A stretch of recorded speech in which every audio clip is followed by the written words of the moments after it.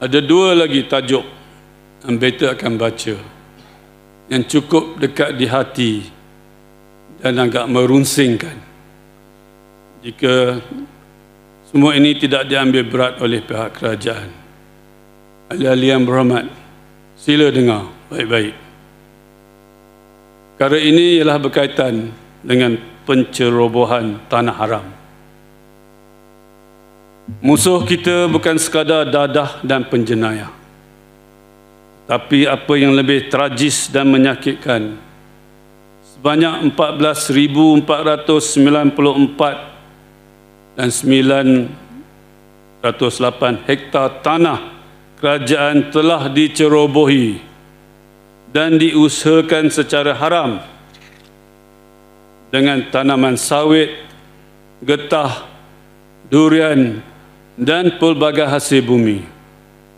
Lebih malang lagi, lebih kurang 6,000 hektar hutan simpanan kekal HSK juga telah diceroboh.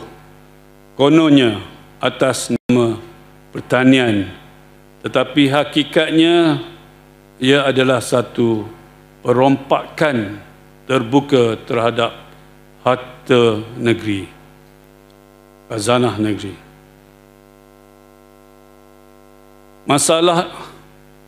Masalah ini bukan baru bermula semalam. Ia telah berakar sejak lebih 4 dekad yang lalu.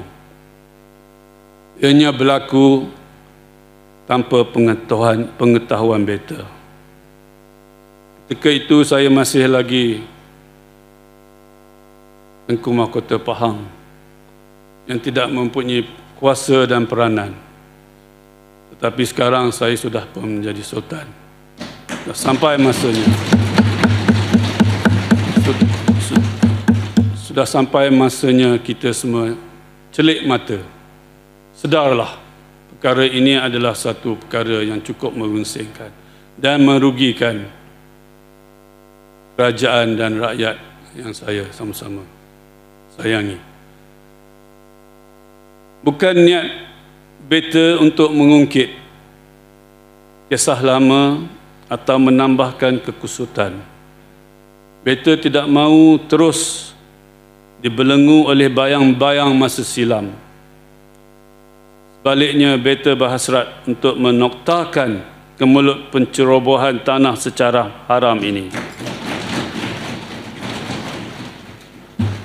Biarlah kisah lalu itu menjadi pengajaran. Jika